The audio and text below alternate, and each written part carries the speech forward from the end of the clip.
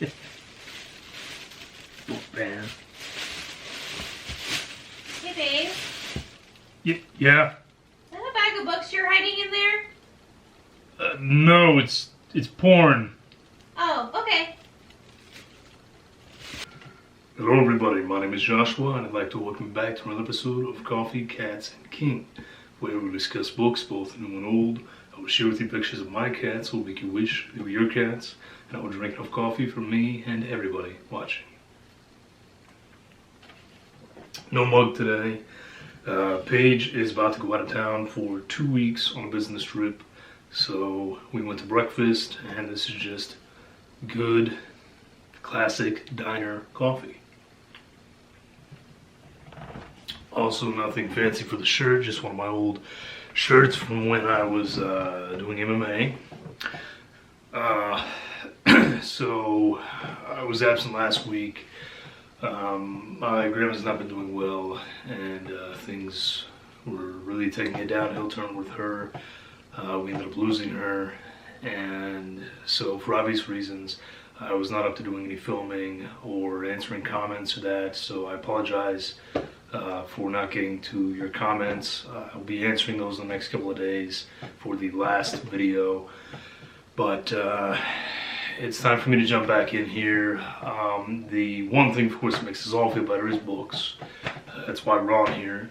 And so despite the fact that I just did a book haul, well, guess what? I have another book haul.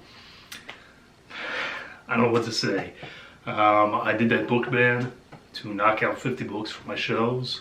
I did that. Last book haul, I think I got 23 or 24 books.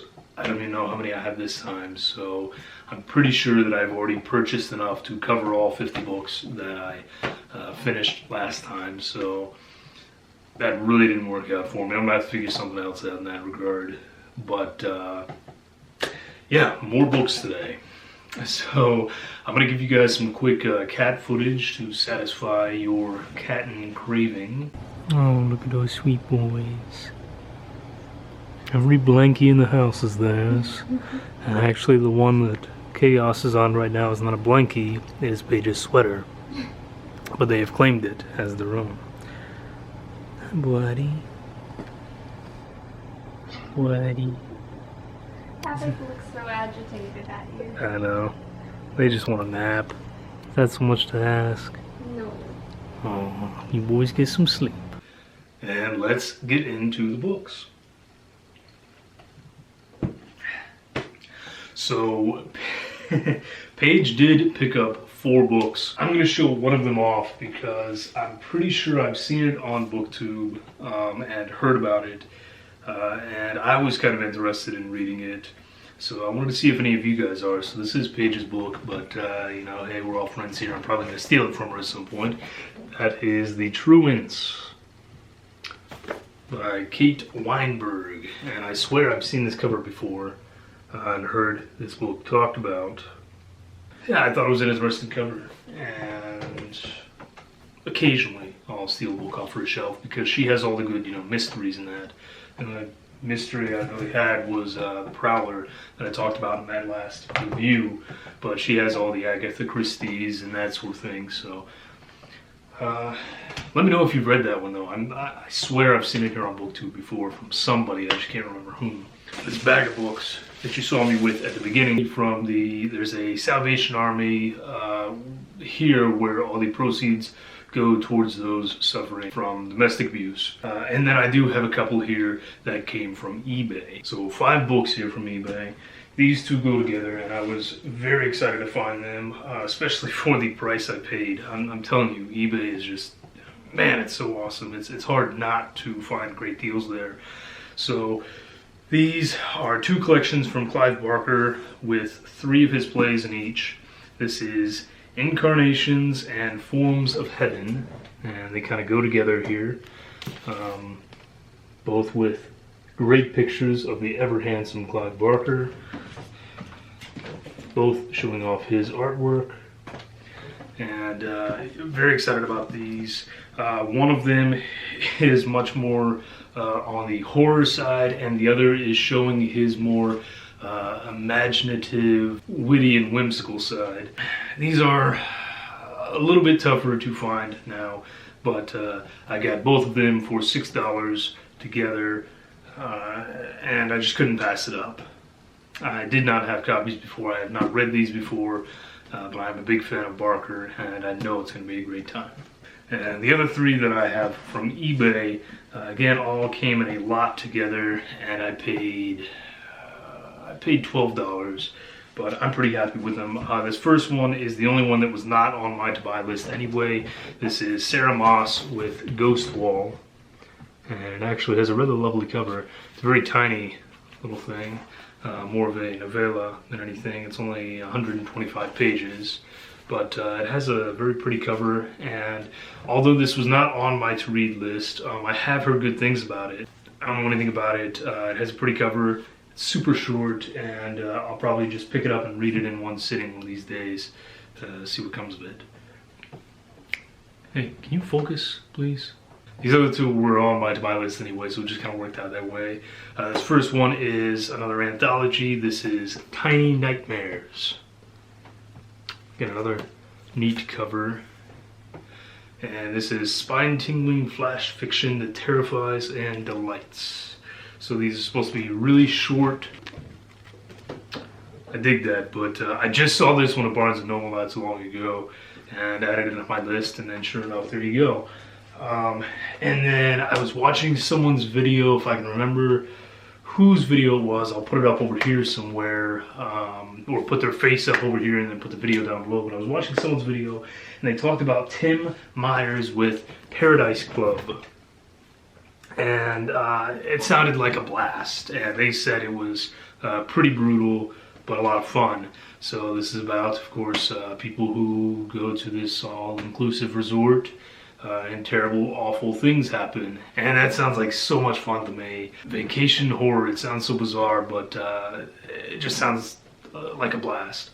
The only thing I've really read like that is, Bentley Little with The Resort. Yeah, very excited to see what comes of this. Tim Meyer, I know he's more into the extreme splatterpunk, if you will, just extreme horror in general, so looking forward to that.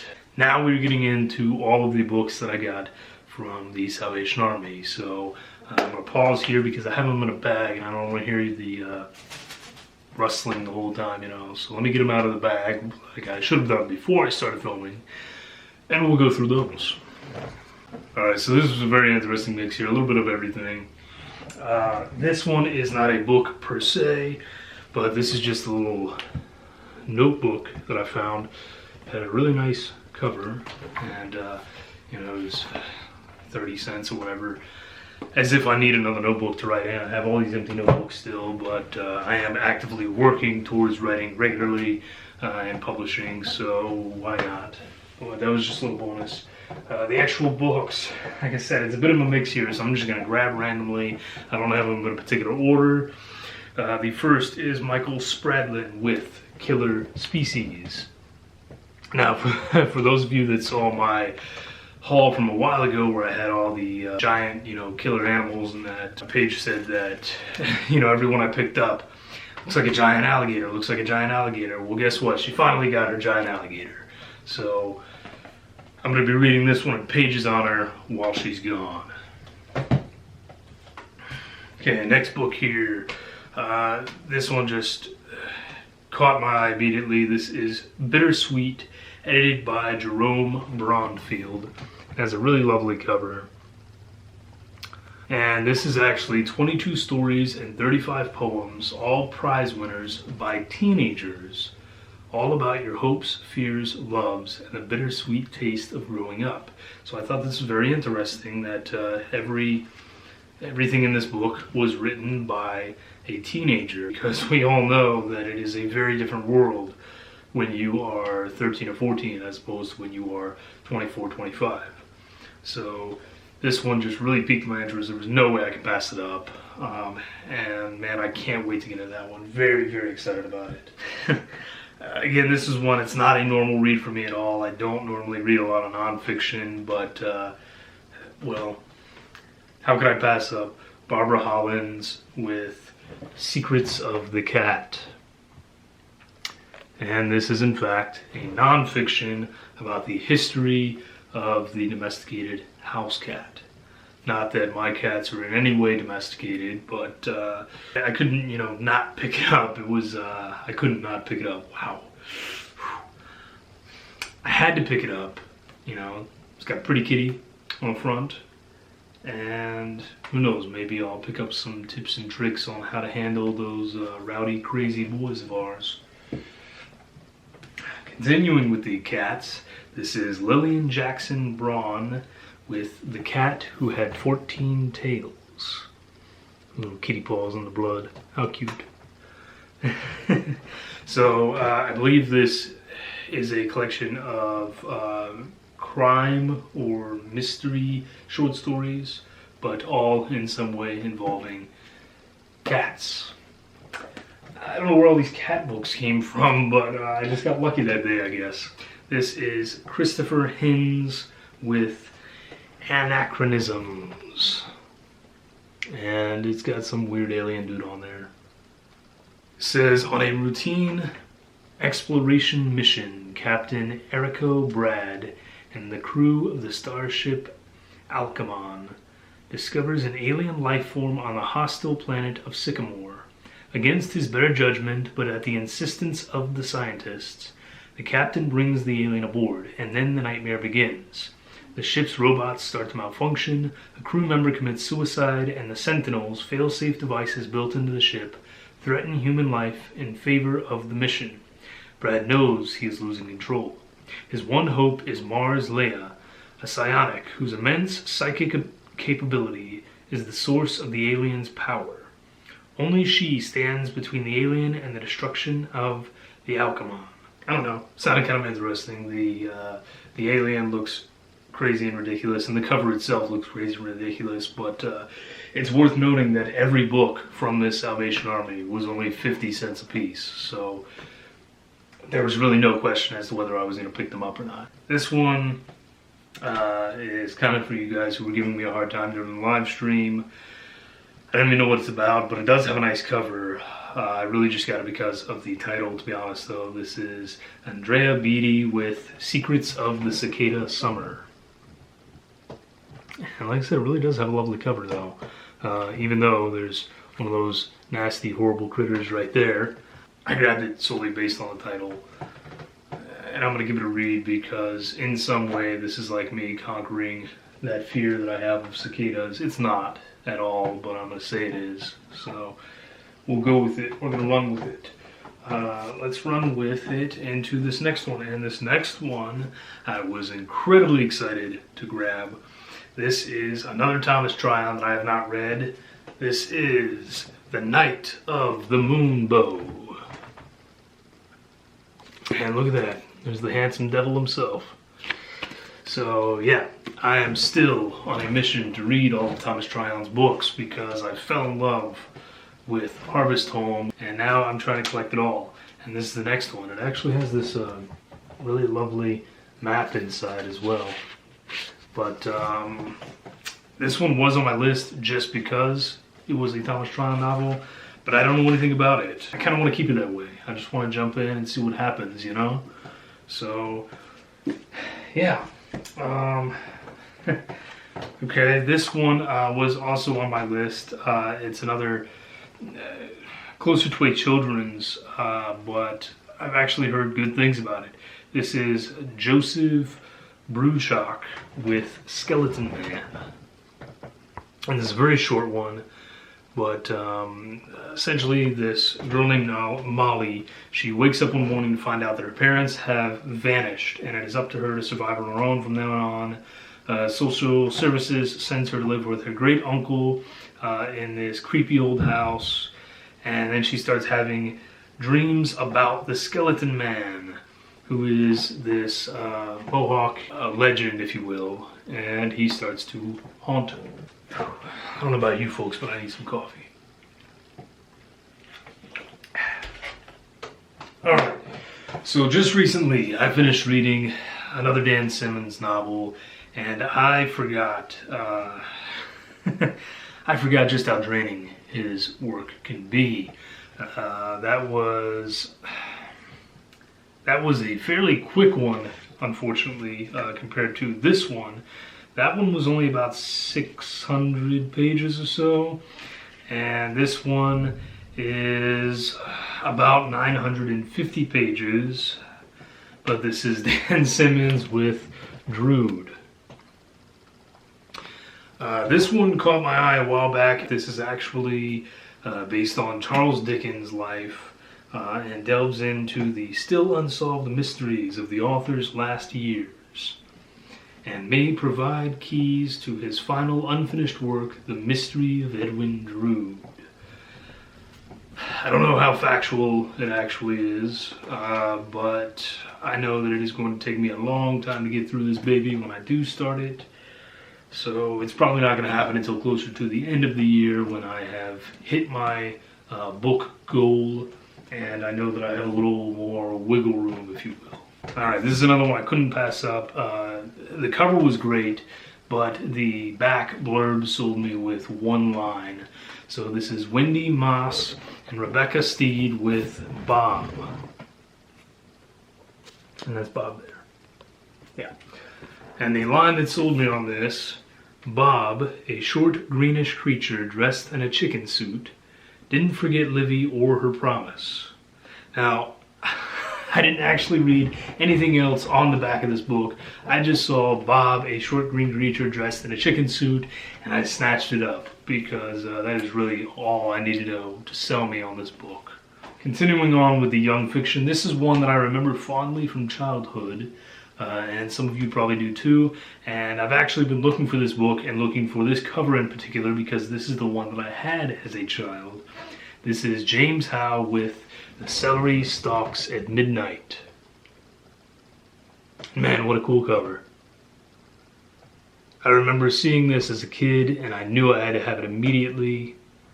I'll be honest, I don't remember actually reading it though, so I don't remember if I liked it or not as a kid, but we're gonna find out. So yeah, this is based on his series about Bunnicula, which is the vampire bunny, and this kind of ties in with that. So this is not the first in the little series, if you will, but I would like to collect them all at some point because even though I don't necessarily remember these stories, I do remember that these books were a blast. Okay, this is another one that would not normally pick up. I don't know why I did. It just, for some reason, it intrigued me and I decided, you know what, I'm going to go for it. This is John Pfeiffer with The Human Brain, The Worlds of Science.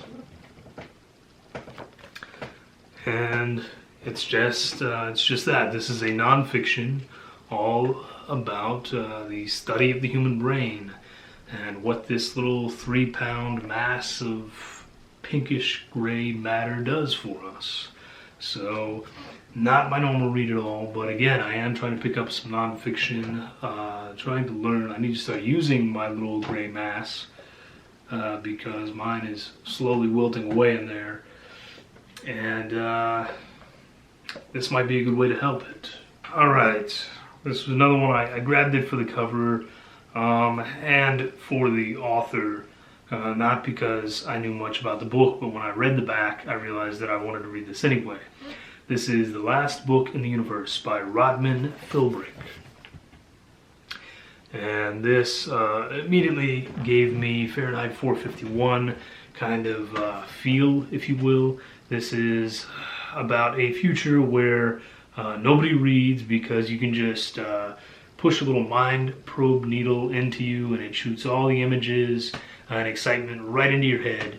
So, you know, people have heard of books, but nobody really has any anymore. But this one particular kid, he meets this old man that starts telling him, you know, hey, actually books are super important. And, you know, there was this time before the world was like this where things were very, very different. So, like I said, it definitely seems to be in the realm of Fahrenheit 451, but, you know, just a younger version, if you will. On the last few here, okay. Most of you guys know that I do not like Dean Koontz whatsoever. I have never found a book by him that I've enjoyed, but a couple of you have persisted in telling me that if there is a book that is going to turn me on to him, it will be Intensity. So I decided, you know what, I'm probably not going to enjoy it, but for 50 cents I will purchase a copy of Intensity and give him another shot. And I seem to try and do this about once a year with Dean Koontz. It's never worked. What can I say? Maybe it will this time. This was a popular one for a while there. This is Guy Adams with The World House.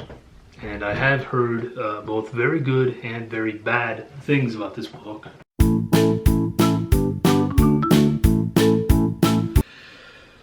Says there is a box. Inside that box is a door, and beyond that door is a whole world. The back reads, they have searched for a way inside for centuries. In some rooms, forests grow. In others, animals and objects come to life. Elsewhere, secrets and treasures await the brave and the foolhardy. And at the very top of the house, a prisoner sits behind a locked door, waiting for a key to turn. The day that happens, the world will end. I feel like this is one that I can say, you know, hey, down below, you guys let me know what you thought of The World House, because it was more of a popular one. And then this one I did save for last because it's one that I'm probably most excited about. This is J. Anderson Coates with The Green Children of Woolpit. And first of all, man, that is a gorgeous cover. Whew. So, back in something like 1150, 1160, there was this case where a man found these children who were supposedly green. They didn't know any language that anyone else there knew. No one could communicate with them. They were very odd. They didn't eat, they didn't sleep, they didn't do things the way a normal human would. They seemed to be able to communicate with each other without words. And they were there for a while, and then they disappeared again. And this is supposedly a factual, documented case. And I can only assume that this book is based off of that. I don't know if it takes it into the realm of fantasy, or if it is just taking the case study and sort of extending it out into a story. But there was no way that I was passing this up with this gorgeous cover, and because it is just a very intriguing story to begin with. And I can't wait to get to it. So, that is my second haul in 3 videos. And yeah, like I said, I've pretty much filled my shelves again with all the books that I've finished. But you know, hey, that's okay. I needed a little pick me up. I needed a little something to get me going again, if you will. So this will do it. And this is going to keep me occupied while Paige is gone on this next long trip. So thank you guys again for your patience. I will have this video up, followed by another one back to our regularly scheduled programming. And I will be catching up on comments and talking with all you fine folks in that. Again, as always, feel free to reach out to me via email or you know, call or text if you have my number. But that's it. Tell me what you think below. Give me some insight into some of these books, or if you're interested in them yourselves, let me know, and we'll chat it out. That's all. Stay safe. Drink great coffee. Cheers.